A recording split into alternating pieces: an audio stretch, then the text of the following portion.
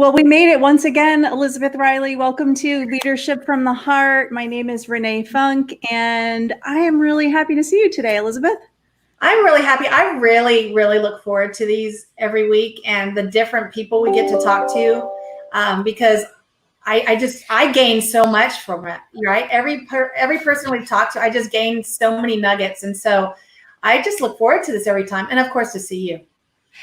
Well, we're in for a real treat today. So our special guest today, I've had the privilege to spend some time with even more recently at Inman Connect. Joe Rand is the Chief Creative Officer for Better Homes and Gardens Real Estate, Rand Realty, which is one of the largest companies in the New York tri-state region. Joe, we are so grateful that you took some time to share with us today. Welcome to Leadership from the Heart. Thank you for having me. I've worked with both of you at Inman Things and some other conference stuff, so it's a pleasure to be on your show here. This is great. We appreciate it, and we're ready to dive right in. First, how are you doing? You've been through so much in your region. You were not deemed essential as real estate service providers for quite some time. Is that correct? Yeah, wasn't that a kick in the teeth? We're not essential. I mean, who wants to be called non-essential? My wife told me that constantly, but like I've never had the actual state authority declare me non-essential. We basically by mid-March through early June in New York, we have offices in New Jersey. New Jersey wasn't quite this bad, but New York, you weren't allowed to show properties. And I really thought at the end of March that we were going to just lock down for 3 months and there would be no revenue, no nothing. But agents are very creative, and consumers, we had a lot of demand. So we were able to still put deals together in April and May. And then when the essential services order lifted in June, the market went crazy. So like June and July have been off the charts, and we've more than made up for what we lost in April and May. It's been gratifying that and obviously a great relief. We're hearing that a lot, that you just kind of all the markets, no matter who we're talking to and where they are, that all the markets have kind of seen this explosive growth coming out. I mean, we're not coming out of it, but when that first initial shock kind of hit everybody. But being non-essential, what were you guys doing? I mean, obviously you were, Renee and I always talk about this unexpected gift of time, but we were still essential. We were still working. We were still navigating clients. So did you just take a step back and say, okay, this is our chance to regroup, or how did you manage that? I will tell you, once that rule came down, I spent the last 2 weeks of March with my partners huddled, trying to figure out what we were going to do to keep everybody engaged. So I created a ton of content about like, this is the time when you should be, connecting with the people in your sphere and all the odds and ends of like fixing up your database and like doing all your marketing and learning all these tools and doing all this education, because I thought they were going to be sitting on our hands for 2 months and we had to sort of keep them in the mix. In fact, I mean, people were busy. I mean, like they had the mortgage people, title people, insurance people, they were all considered essential. So we had a big pipeline of deals from the first quarter that all had to close, and every deal was complicated. So they had a ton of stuff to do to close those deals. And they were even opening deals. I mean, they weren't allowed to show properties, but a lot of times they had people who'd already seen them, and now it was a matter of negotiating the deal. We sold a lot of homes sight unseen. The people would do drive-bys or they'd look in the windows, and we did a lot of deals that way. Agents, I was amazed at how creative they got and how hardworking they were. I mean, we were down. I mean, our open business was down 40% compared to last year, but like I tend to think of that as only 40%. Like that was pretty good considering you can't show a house. Like, the market was very strong. And that's why, when you say that all across the country, the market came back as soon as the rules loosened a bit.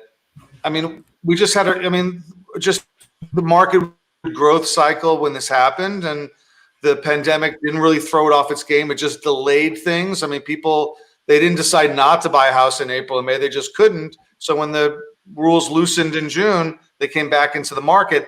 And then on top of that, at least where I am, we've had a lot of demand coming out of New York City. Unfortunately, you don't want to think of it as being benefiting at the expense of somebody else, but like a lot of people leaving Manhattan, I don't think for good or forever. I don't think this is going to last forever, But I do think a lot of people who are on the fence, who were thinking about, yeah, maybe in the next couple of years, it's time to leave the city and go to the suburbs.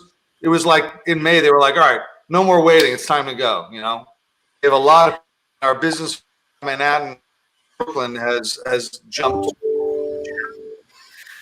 Joe, you're touching on the way business has kind of released this pent up demand more recently. If you look back to January 2020 and do some comparison between then and now, and you've also mentioned some trends that you're seeing, right? We talk a lot about migration patterns we're keeping an eye on. We're talking about, are there going to be any density shifts that we might want to keep our eye on? What are you seeing now as compared to January 2020? I think the migratory pattern is one of them. That business is up. I think that we're seeing people, agents are being more selective in working with buyers, that they're not just going to schlep a buyer around to go look at 20 properties because the person has an idle idea of maybe moving. Like, if you're serious about moving, I will invest time with you to find a home. But if you're just looking around, go drive around, look at homes. But we're not going to let you go see them in person because it's not safe, really. I mean, every interaction you have outside your home, everywhere in the country right now, is a risk. I mean, where we are in New York, we suffered in April, May, June. We're better now. A lot of places in the country are worse off than we are now. They're close to where we were back a few months ago. But no matter what, like, you leave the house, even if you put a mask on, even if you do distancing, it's a risk. Yeah. And so you let somebody into your house to go look at it. Well, that's a risk too. And like, you should only take it if you're serious. And I think we're seeing a lot of that. There's a lot of like, listen, you want to go see a house? All right. You get pre-qualified, which should always have been the case, but wasn't always the case. Number two, you got to go do a drive-by first. I'm not going to drive up to the house with you and have you say, oh, I don't like this block. Like, go drive by the house first before we go and make an appointment with that seller. And then number three, obviously agents are doing a much better job with video now. They're doing the virtual tours. If there is a virtual tour, watch the virtual tour first. Like, if there's a Matterport video, go click through the Matterport video, do all that stuff before you commit to going and looking at the house in person. Qualify yourself. They're qualifying the buyers a lot more than they were back then. We're seeing a lot of that. That's keeping the marketplace really serious. We're seeing that in Orlando as well, whether we look at our team or, other agents that are colleagues in our market. Is those who are in the marketplace are serious players. There's not a let's just see, let's go out and just take a peek. It's not that. All the points that you have made are so critical for the agents to, we need to provide those tools, though, as listing agents. Let's talk about that. We can help our customers by making sure we have our 360s. So it's really good to hear that you guys are leveraging those resources. I'm proud to tell you that I now own one of these based on your recommendation at Inman. A few months ago, you said get one of these cameras. So I've been playing with it. I mean, I don't list homes, but I need to know all the tools my agents might use. And so I've been playing with this in my home, creating my own little 3D tours of my house. You have to follow my husband, Joe. So Jeff, he's got a few of those, and he even takes them with him on his bicycle rides every morning. You got to follow him. I was actually just going to say that. I was like, I've seen so many 360 tours from Jeff Funk on his bike ride around Orlando. But that's great. I should do that. I haven't even thought about taking it outside yet, so I'll take it outside, go play with it. That's right. I might have to get one and entertain my kids for a while, right? Put them to work.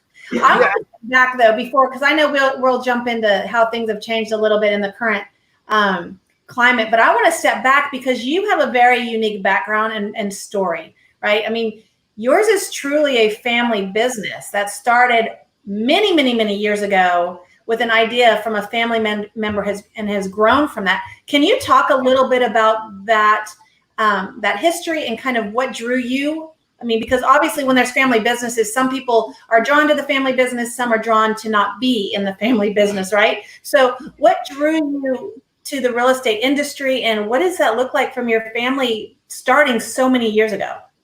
My mom started the company. She got her license in the late 70s, worked as an agent, worked her way into management, and started her own company in early 80s, 83, 84. I was in high school at the time. I got my license at 18, but even before I got my license, I was a weekend secretary. I was I would mow the lawns of the vacant homes. I mean, I did everything for the company. Got my license, worked every summer in pretty much through college and law school. I would try to sell one house every summer, and that would be beer money for the year. And some years I did it, some years I didn't. But then I got out of it.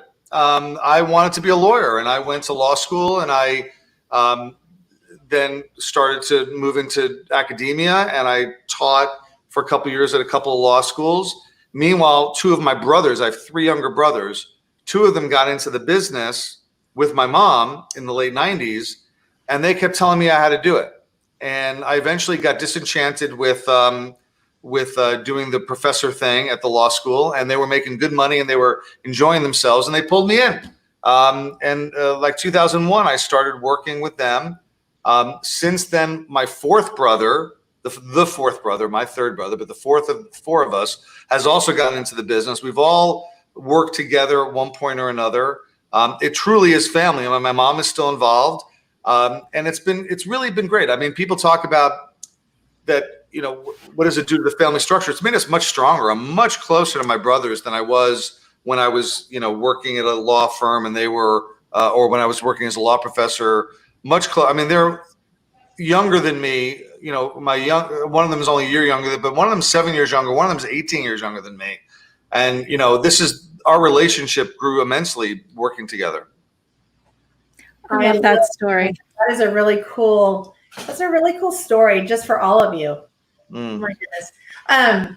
So talk about your position. You're really the creative component. What is a chief creative officer? I just have to ask, Elizabeth, what is that? Yeah, exactly. What is that, first of all? And if you're the creative component, I mean, I'm like, oh my gosh, that seems like a big role. Well, there's two parts. There's two parts to it. The first is the reason my title is Chief Creative Officer is that my younger brother by 7 years, Matt, for a long time we were all just managing partners. We all had equal titles, but about 4 or 5 years ago, we sort of came to the idea that he was really running the company, and he really needed to have that title of CEO for various interactions that he would have. So he got to be CEO, which was quite an insult to me as the older brother, that I'm like Fredo. I have to give up the Michael gets to be the CEO, and I'm like some schmuck who picks people up at the airport. So Matt very graciously said, well, since I get to be CEO, Joe, you get to make up your title, whatever you want your title to be. And so I said, you know what, let me be Chief Creative Officer. I don't want to be Chief Financial Officer or Operations Officer. I want to be, what I do for the company is I really do create. And like one of the things that I think you learn as you do anything for a long period of time is you learn your strengths and you learn your weaknesses. And it took me a while to figure out that I'm not good at operationally running people, managing people. Matt is genius at it. Matt is wonderful at managing other people.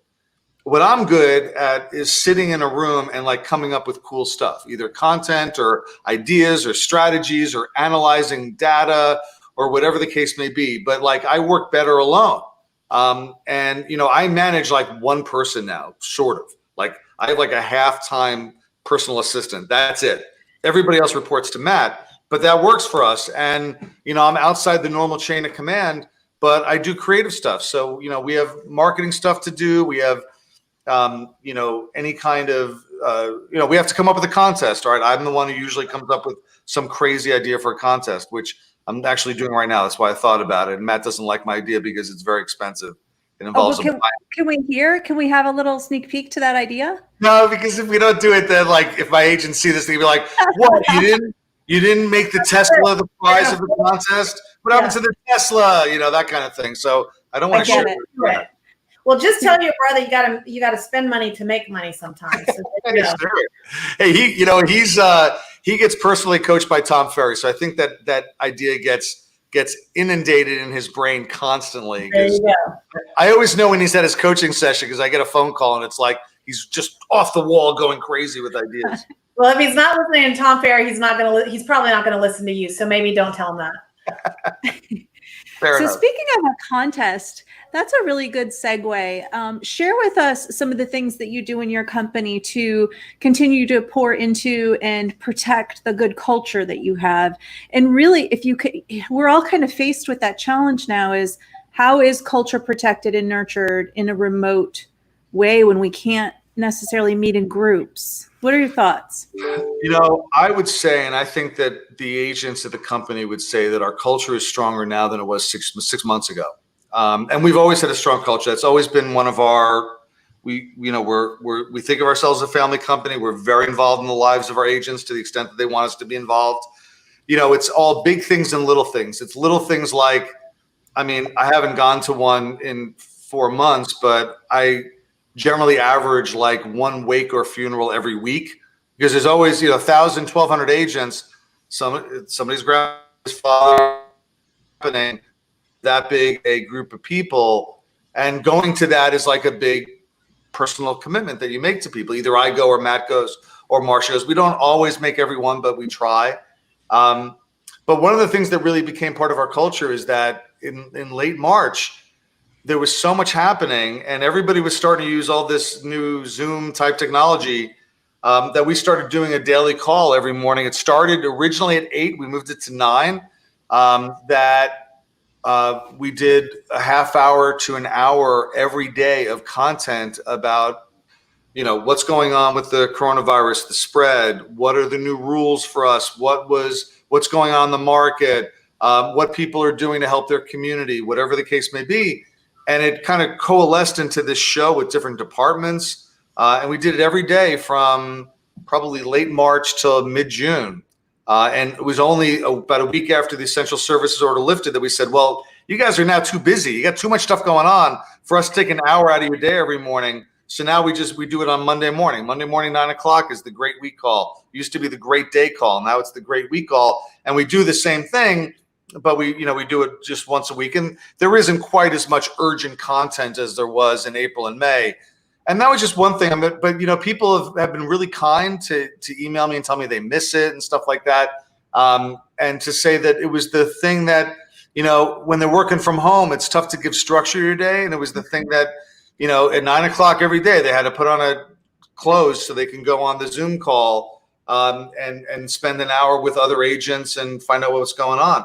So that was a gratifying. I'll be honest with you. I don't think in my career, doing this job or any other job that I've had, I've been as effective as I was for the last 4 months, and sometimes crises do that. They give you opportunities to do better stuff.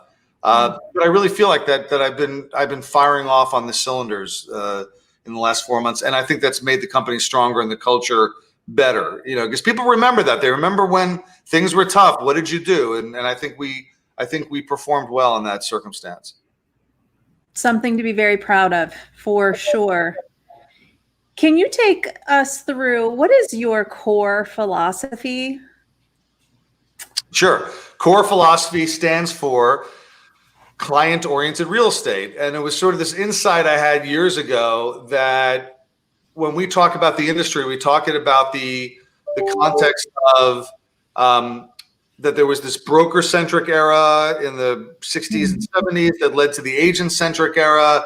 And we still think of it as an agent-centric era. And I kind of like this, really, it's really not agent-centric. It should be client-centric. Our focus should be on the clients, not on ourselves. And what client-centric became client-oriented because it led to a much better acronym, CORE, than CCRE, client-centric real estate. So I coined the term, and the idea is that we should focus what we do on the needs of our clients, which seems self-evident, except that it's not always the case. Like a lot of what we do as an industry tends to focus on our own needs, not the needs of the agent, not the needs of the client. Think about sort of the great innovations of the last 25 years in the industry. A lot of them have had to do with the commission models, which is all internal to how agents relate to brokers. Nothing to do with clients. Has to do with how do we do lead generation? That's all about us. It's not about the client. And I kind of summarized our problem as an industry has been the fact that, we've been on the internet now for 25 years. We've had inventory on the internet for probably 25 years. And our websites are much better than they used to be because they have mapping and they have video and they have walkthroughs and they have all sorts of bells and whistles. But the fact is they still basically are designed to do the same thing, which is to generate leads.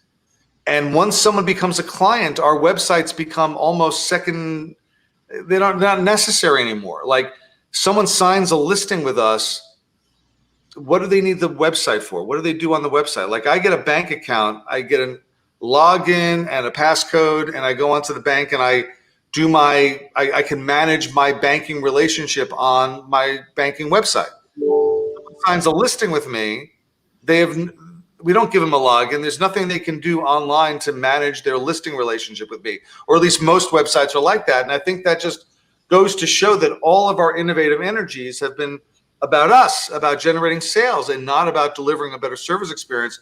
And that has left us exposed. That was the thesis of my first book, Disruptors, Discounters, and Doubters, was that our focus on ourselves and on sales had left us exposed to disruption because other people were servicing client needs that we were not attending to. And then my second book, How to Be a Great Real Estate Agent, is about how to actually implement the core philosophy in your day-to-day routines. How do you go about living living the philosophy of how to service a client by focusing on what they need, not what you need? I love that you're talking about that, because especially with the websites, because I was having conversations a long time ago, and somebody, I don't even remember who it was, but when we were talking about content and revisiting the website and restructuring it and all the good content that goes in there, she was reading, it was a female, but she was reading it and she said, this doesn't tell me really anything. I'm like, oh, well, here's all of our accolades and here's why we're such great agents and blah, blah, blah. And she's like, but it doesn't tell me why I should work with you. It doesn't tell me what you do for me. And that was a huge aha for me and mind shift, because I'm like, oh my gosh, you're right. And then I started looking at so many other websites, not that they're bad websites. They're doing what they were intended to do, lead generate, right? No. But the original intention, but you're talking about a shift. But and they all had that same theme. I am great because of this. Work with me because I do this. Instead of saying, this is how we service you. This is why you're the most important person. This is why we act and treat you like our one and only client, right? So my website, I haven't been even working on it much lately because that brought me to a halt. I was like, oh my gosh, I have to change my mindset. And so now my focus is really that. And I'm much more intentional. My bio, all of my information is being much more intentional, focused on the client, just exactly what you're talking about. But it's because we've always done things one way, and you just don't even stop to think about it until it hits you in the face and you're like, oh my gosh, there's an opportunity here. We're very focused on I don't mean to be hypercritical. The fact is that we're in business, we get paid when somebody closes on a transaction. It is normal for our attention to focus on things that will bring about transactions. And oftentimes that results in us being very focused on short-term opportunities rather than building for the long term. But your point's well, and I also don't mean to say there's anything wrong with a website that's an inventory website. One of the great services that we provide to a seller is we take their inventory and we take their listing, we make it look great on the internet. That's an important thing. One of the great services we provide to buyers is put all the inventory out there so they can see it. Right. Those are good things. I just mean that we're all doing that, but like Amazon, you can actually buy the thing. Like Amazon lets you shop, but you can also buy. Like our website, you can't buy. There's not even a buy button. We're the only industry in the world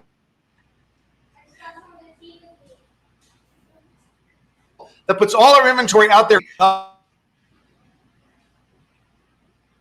Click may have faded a second. I lost my internet for a second. We got you.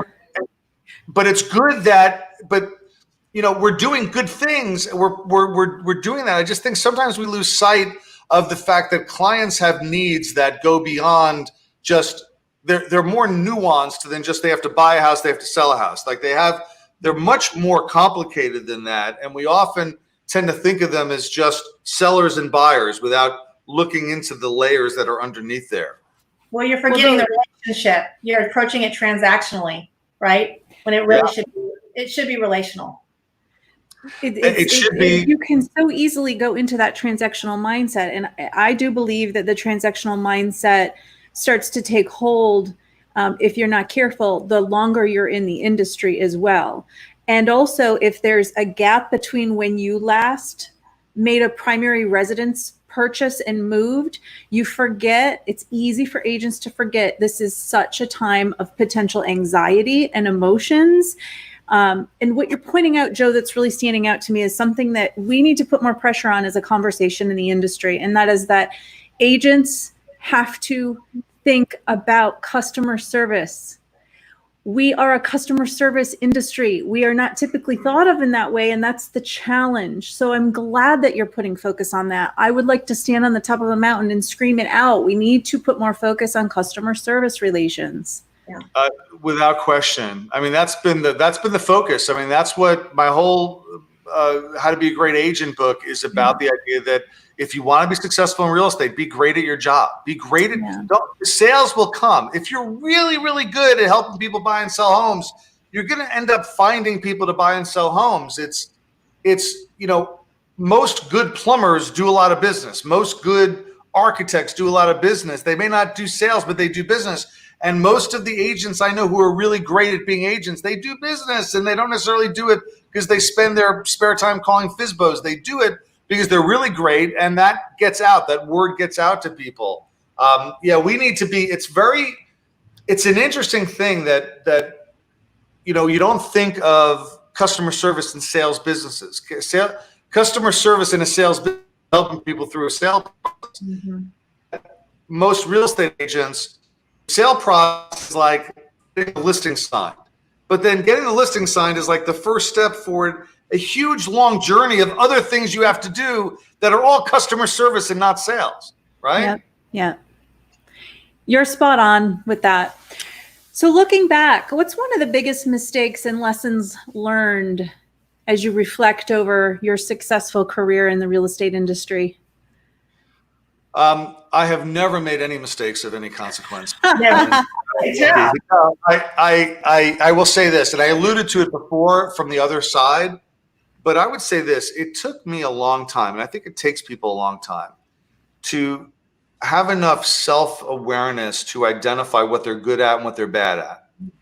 And most people don't have the luxury. I did, because I had a brother. I have many brothers, but I had, particularly in Matt, I had a brother who was really good at the stuff that I'm not good at, managing people, managing operations, things like that, which freed me up to do the stuff that I'm good at, which I mean, in humility, I would say I'm probably better at the stuff I'm good at than he is at that creative stuff. And I think he would say that as well. Our skills complement each other. But I wasted a lot of time in my life doing things that I wasn't very good at, and that my aptitude wasn't high for, and that I could have been more successful and happier if I had realized that about myself earlier. And so I would say to agents, like, if you're not good at taking photos, stop taking photos. No. Put up $200 and have somebody take photos for you. Never take another photo. Right? I mean, you don't like it. You're not good at it. You don't want to learn how to do it. So stop doing it. If you're not good at, there's aspects of real estate practice or real estate management for those people who are managing that you can be bad at and still be good at the overall job. But if you're bad at that thing, what you really should do is find somebody that you can delegate that to, taking pictures or doing staging. If you're not good at, you don't have an eye for staging, or if you're not good at writing marketing copy, you can find people to do that. There are certain things you can't delegate out. I mean, if you're saying, well, the thing I'm really weak at is I don't like other people or working with them, I'd say, you know what, that's not your business. The job. You can't do this job without being able to talk to people, without being able to relate to them. But you can do this job and be a crappy photographer, but you got to find someone to do that stuff for you. I don't think on my own I would be a very effective broker if I did not have the support system I have, because there are things that I'm just not good at doing. I mean, I could probably force myself to get good at them, but I wouldn't be happy. And I think that the fact that I wasn't happy would eventually affect my work. And I think it took me a long time to figure that out. And I think that that it's an important thing that a lot of people never figure out, and they end up doing a lot of things that they don't like doing and they're not good at for a long period of time. And I certainly did. It's only really been I would say the last 8 to 10 years that I really did separate myself from stuff like doing good at. I like made a big difference career as well as the work that I've done for my agents. So what you're sharing right now has really come to light for me. I'd say within the last year, but certainly the last few months, 6 months. I am the type of personality that I will do everything. I can get a lot of stuff done. I mean, my husband's like, I don't know how you get as much stuff done as you do in a short amount of time. Like queen of multitask, right? But just because you can multitask and do a lot of things doesn't mean you're doing it well, number one, or doesn't mean that you're enjoying what you're doing. And so you're spot on when you say that, because I've recognized that about me. And I always say, okay, I'll pay for convenience, or I'll do, something else, but I can take it on. But you're right. I have brought on somebody now. I love to write. My background is marketing, but I can't write well or effectively with my mind noisy, right? I write really well when I can quiet my mind, but I'm doing so many things that I can't sit there and do the thing that I know I'm good at and I enjoy. And so during my time of noise, I know those people that are good at it. So I brought on somebody to work alongside with me, right? She knows my voice. She partners with me. She helps me take that stuff off my plate, right? And that's very freeing. And when you're free, you find your passion again about why you're in this business in the first place. I mean, to me, this isn't a job. I think all three of us could say that. We truly love what we do day in and day out. But it's when all that stuff gets really muddy, it's a lot more, it takes that passion away. So I have somebody that does the staging now for me. Quite frankly, I hate going in there and being the bad guy and telling a person, okay, no, we need to make this wall this color and change. Shoot me. I don't want to do that. I have better use of my time. But I mean, surrounding yourself with the people that build you up, know your voice, and can support you, I think is critical. And especially the last few months, I've been being creative in my own mind is, okay, how can I do that better, that works for my situation and is going to serve my clients at a higher level. So the fact that it's taken you that long to learn it and you're sharing it now, I mean, it's taken me a long time too, but it's critical to really understand that about yourself. I think your point's better than mine, frankly, because what I would. You guys are cracking me up. I gotta tell you. I want to be better than you when I grow up. So, but here's why I think your point's better is that I was talking about the kinds of things where I had to strip out the work stuff I was not good at and didn't like doing, and I did. But there's also a part of I didn't actually mention it. And what you mentioned is the fact that sometimes you have to strip out stuff that you are good at, but it's not, you're overqualified to do it. Like there are things that like I'm really good at copywriting, for example. I can spot errors, but like it's not a good use of my time to be copy editing, materials that's going out. I'm good at deal doctoring, but like there's other people that can do that I don't need to, because it's not like I'm a good lawyer, but I've delegated out most of the law work of the company because although I was pretty good at being a lawyer, I really didn't like it. The harder part though is of the stuff that you like to do, but but you still shouldn't be doing it because it's more cost effective for you to get someone to do it. They can do it almost as good as you, but it's not important that it be that great. But meanwhile, that frees you up to do things that are much higher order, that are more revenue generating activities. Well, and taking the time to really vet those people, right? I've gone through a lot of hires that I wanted to help them or I thought it would be a good fit and it wasn't a good fit, right? And so really taking, and that was just me being reactive and just kind of panicking and saying, I just need some help now and not finding the right people to surround myself with. And so really vetting those people that can be an extension of you and helping you in the right way saves you a lot of time too. It's just taking a little bit of time up front instead of having to do it on the back end. Yeah. But guys, if we go back to the overwhelming general body of real estate agents in our industry, probably the bulk of the 1.4 million agents, I believe that there's an inherent trap that we as agents can find ourselves in. And that is that the role in and of itself is wearing so many different hats.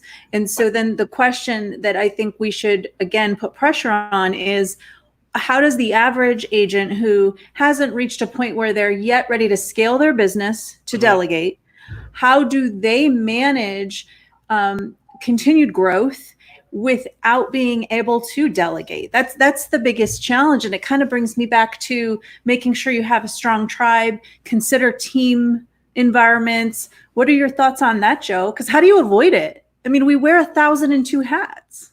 I think that's right. And I think that,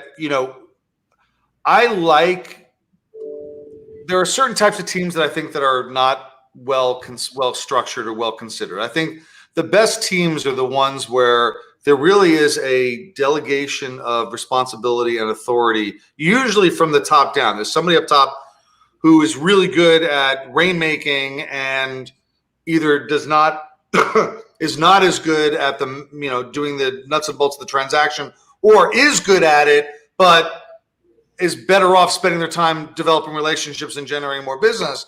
And then they figure out, okay, this person should do this person should do that. And I like teams like that because I think they really do avoid some of the jack of all trades, wearer of all hats problem that real estate agents have. But again, assuming that you don't have the team is an option where I think that some of those things can be solved. I do think that, some things like we talked about are integral to your job. You can't delegate them out. But even if you're someone who's new or is selling, if you're new, you really should try to learn. Don't assume you don't know how to do it until you've had some time. But let's say you've been in the business for a couple of years. You're doing 10, 15 deals a year, so you're making a living at it. And you start to learn what you're not good at. Well, then there are some things, like I said, photography is just a good example because it's an easy skill that it's easy to hire someone to do it for you. And it does take a certain amount of ability to do it well. And if you don't do it well, it takes a lot of time to learn it. So why learn it? The other things, I think that, that comes with coaching, with training, with educating yourself. I mean, you can get better. I'm 53 years old. I've been doing this 20 something years. Like when I say that, like it took me time, what I was good at, what I was not good at. Well, I mean, I'm 53 years old. I spent a lot of time figuring it out. This is 5 years. Like all of a sudden say, all right, well, I'm terrible at, doing prospecting, so I'm not going to do any prospecting anymore. No, you haven't earned that right to like segregate out parts of your job and say, I'm never going to do this again. You have to earn that right by doing it and trying, and then eventually you might figure out where your skill set lies and where you should put your emphasis. But the fact is there's certainly no shortage of skills training in this industry. There's no shortage of coaching in this industry that could get you through the motivational problems that you might have, and rely on those. Or there are certainly a lot of great companies out there that have internal mechanisms that can help you do that. I mean, there are companies where you have to do a lot by yourself, and there's companies that a lot gets done for you. If you're at a place where a lot gets done for you, and you find that you can do most of it better, well, then maybe you go to the shop where you do it all yourself. And if you're at a place where you basically have to do a lot by yourself, and you're like, I'm really foundering, maybe you try a place where they have more support staff for you than you otherwise would have. The key is self-awareness to identify that. If our audience takes away anything from this conversation, which we should continue to have, is self-awareness to understand the role calls for 1,002 hats. And it's important to have a strong tribe around you, and strong. We're all leaders in our own way. Make sure you're surrounded by strong leaders.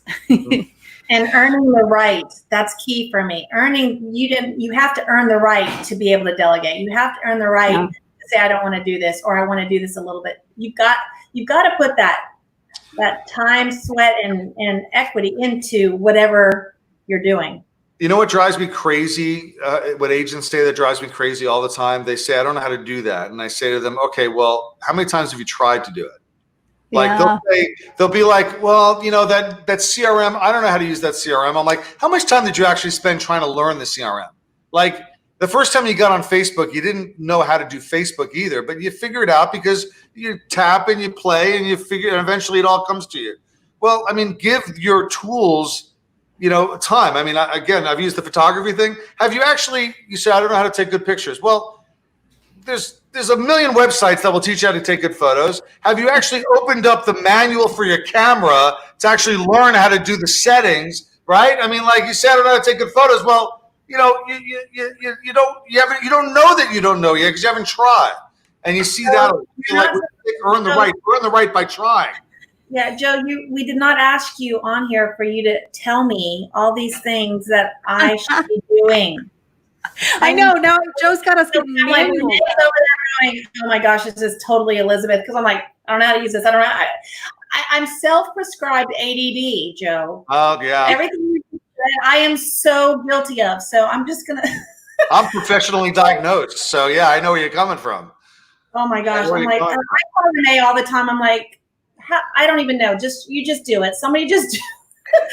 I'm guilty of that. So absolutely. Well, I'm a big fan of this thing called Google, right? Like, that comes up quite a bit around agent conversations is like, did you try Googling it first? Like, let's try there. Okay, Joe, so time to get your crystal ball out, looking out into your future and your horizon in your business. What are you most excited for?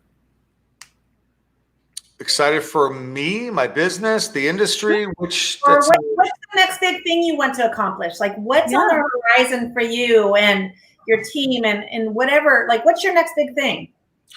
I think that personally, the next big thing is that I want to write another book, but I want to write a book that I want to write a book about customer service and about how to be great at your job using what I've learned from working with real estate agents, which is a particular challenge because they're all independent contractors and it's a sales business and it's a tough business in a lot of ways, and then try to use those lessons to talk to a broader audience. Because I'd like to write a book that, I've written 2 books, and like friends of mine, outside the industry say, "Ooh, I want to read your book." I'm like, "Don't read my book. It's all about real estate. You're not going to understand it. You're not going to like it. It's not going to make any sense." I'd like to write a book that's kind of spoke to people outside of real estate.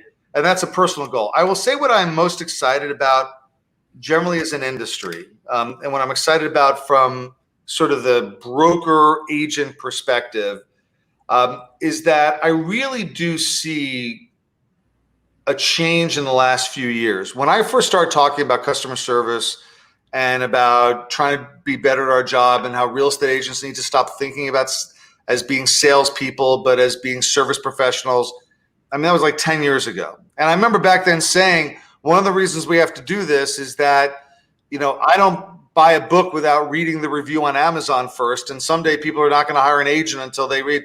And that was 10 years ago. And now, of course, that's all happened. So I can't even say that anymore because they're like, well, obviously. I'm like, well, but I was saying it back before it happened. But I think that there has been in the last couple of years a real dramatic surge in the attention we pay to the consumer experience.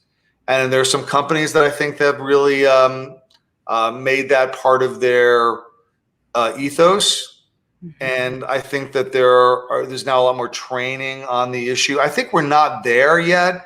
We're having the conversation the way that we didn't before. Like, you saying we client service business, like you didn't even hear people talking about that 10 years ago. Like that wasn't something that we said out loud. And so I'm excited about that because I think if we're going to fight off the disruptive elements, the people that are trying to disintermediate brokers and agents from their clients, I think the way we do this, I think we have to raise the bar on the experience that people have when they work with us.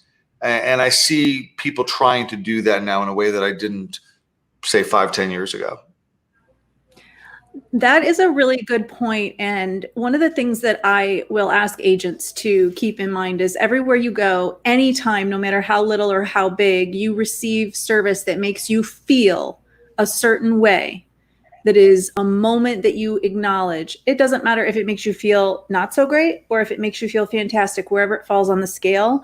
Take note, assess, pay attention, and move forward and understand what transpired there. So if it's something really bad, assess it and figure out, well, am I ever creating that type of a situation in the service I provide?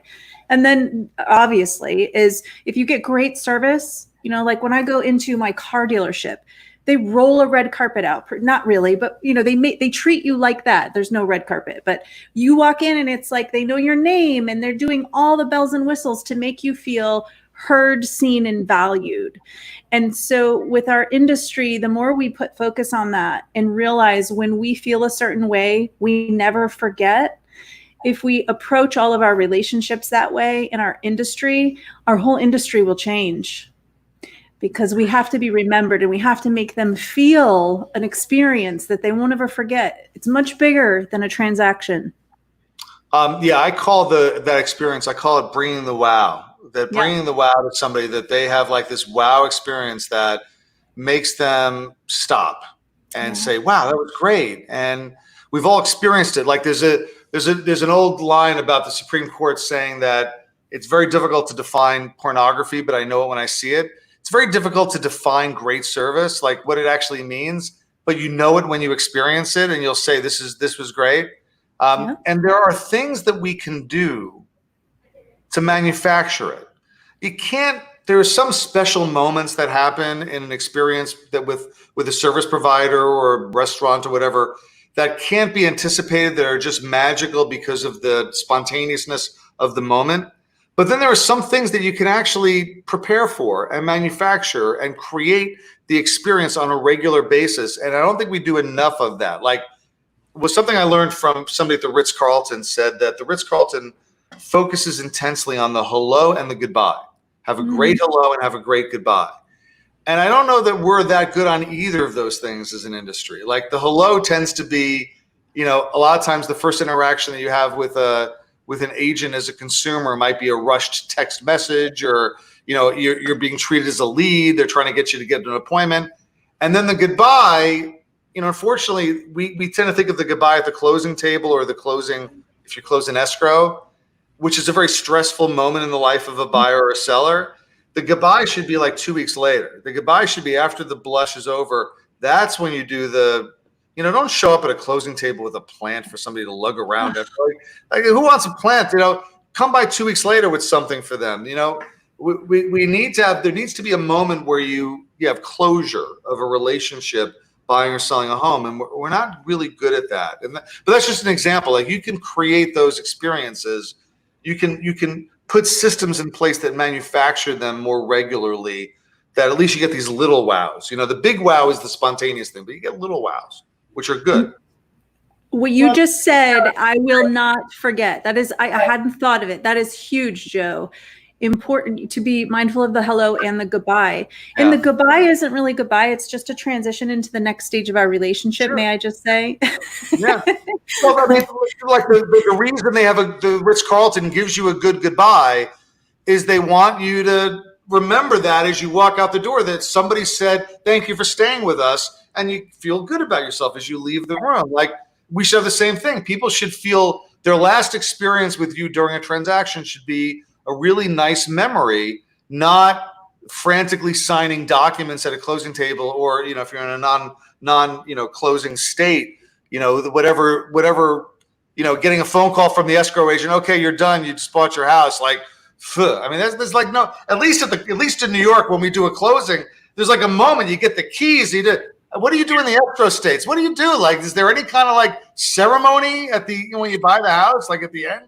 A lot of times there's not even keys anymore. Right now it's pull up to the side of absolutely. It's pull up to the curb and we can't even be there. So that's true. Now you don't even, there's no actual live closing. There's no live closing. So I'm trying to make the final walkthrough, like, oh my gosh, the final goodbye, kind of a big deal. But to your point, I mean, people remember poor service, right? Yeah. I could probably name any industry. And what I love about this conversation with you, Joe, is everything we're talking about, it doesn't matter that it's real estate, right? This can be across any industry. It's really about the customer.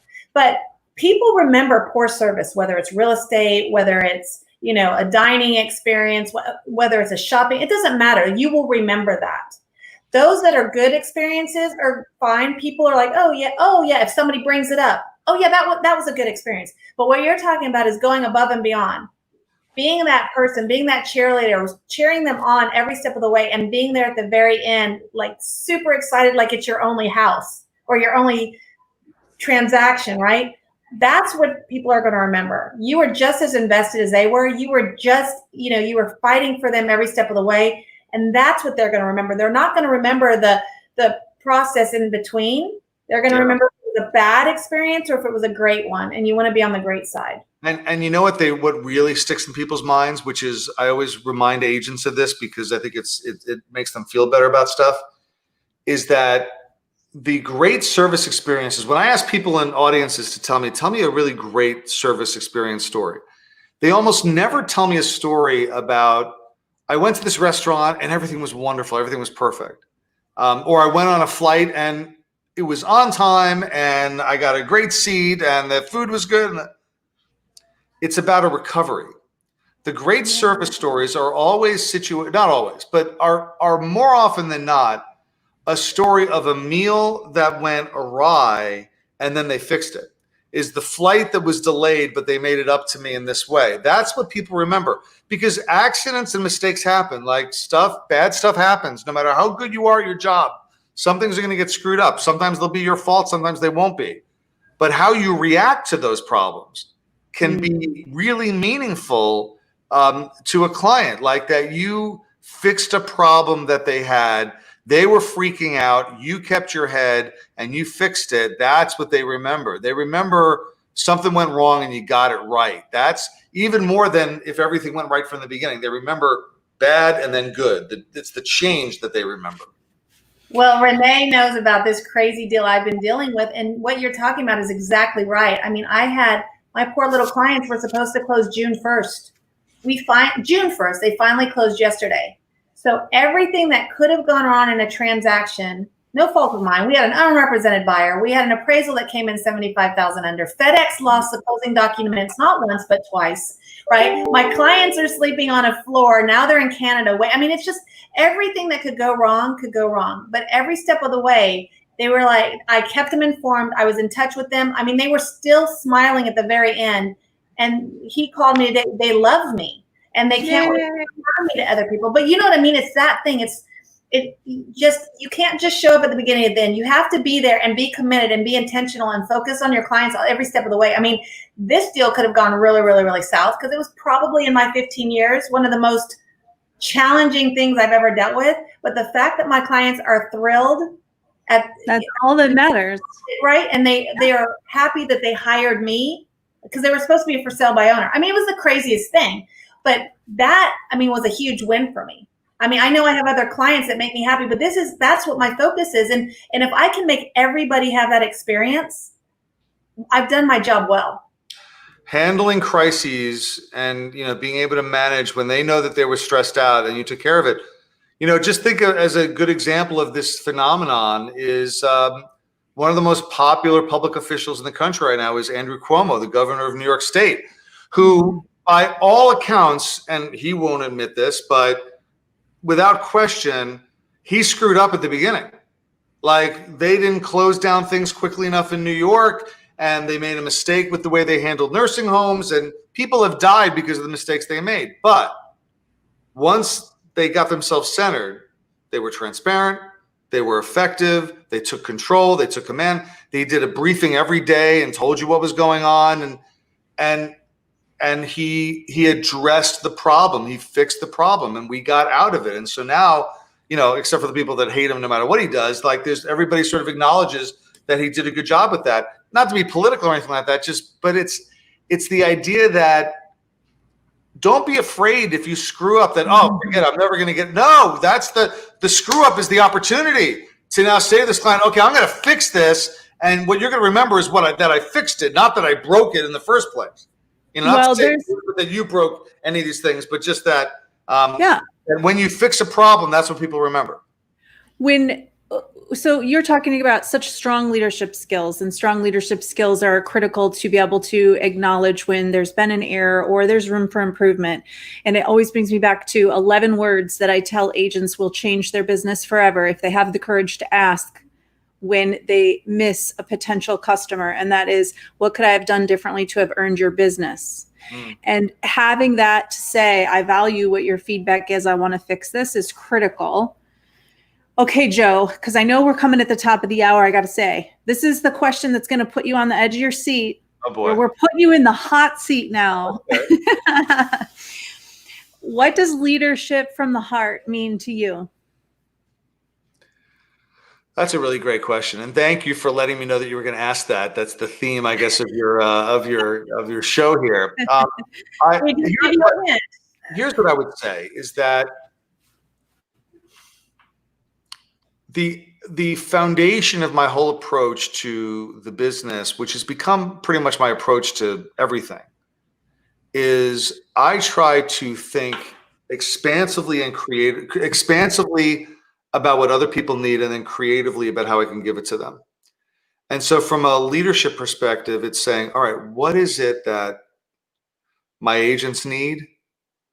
Don't just like jump to like, okay, they need this. Like, no, think about it. Think about it from different perspectives. Think not just the way that what I think they need, because that's what is in my best interest, but like, what do they, I gotta tilt my perspective. I gotta shift it side by side to say, what is it they need? I gotta think expansively and then creatively about how to give it to them. I mean, the example I always use is, we tend to think of clients as, well, they need to buy or sell a home, except that every time I run into somebody in a social situation, I tell them what I do, the first thing they ask me is, well, how's the market? Like, they all want to know how the market is. And that tells me that there's a lapse there, that as an industry, we're very good at helping people buy and sell a home, not so good at sort of helping them know what's going on in the market when they're not buying or selling a home, because we focus on the people buying or selling. Well, the same thing sort of broadly, just to think expansively, what do my agents need that they may not even, anticipate their needs, adapt as their needs change, think creatively about, all right, well, they're having a problem with this. How can I fix it? Like, we did a lot of that over the last 3 months. I mean, we helped. I spent days trying to find a banker that would do the PPP loans for independent contractors, and eventually found somebody who probably did about 30 or 40 for my agents about doing their loans. Like, that was, I knew they would be helped if they could get those loans. So I had to go find someone who was willing to do it, because a lot of them weren't willing to do it. We did a lot on the unemployment laws and trying to explain them and break them down and guide people the right way, because they were qualified for them under the new law, under the CARES Act. I think leadership is about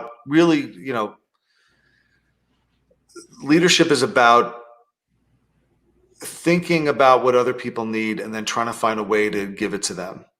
And, the more you do that when you're in a leadership position, the better it makes you, just even, being that focused for my business on what other people need, what clients need, what agents need. It made me a better husband, made me a better father, made me a better citizen.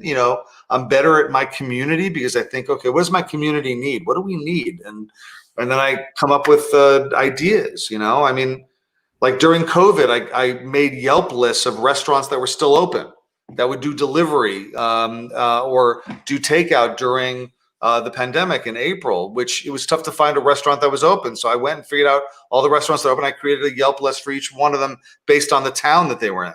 That was thinking about the community. That's the way when you train your mind to think that way, you can't turn it off. It's always on. Chief Creative Officer, my friend. Yeah.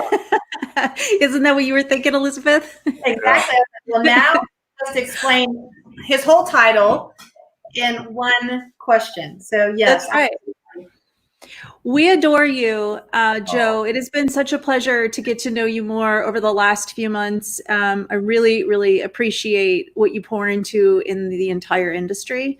And thank you for sharing your time with us today. It honestly has been my pleasure. This was I can't believe it's been an hour. You guys are so much fun to talk to, and you're so kind. I do appreciate the time you gave me. Thank you. Will you come back when you're either working on the book or when the book is on, or anytime you're welcome back. But I think we need a deeper dive into this customer service conversation. Sure. Anytime you want me back, just invite me back. You can't keep me away. Yeah, you're wonderful. We thank you so much. We'll see you soon. Have a great day. Take care, Joe. Bye. Safe. Bye-bye.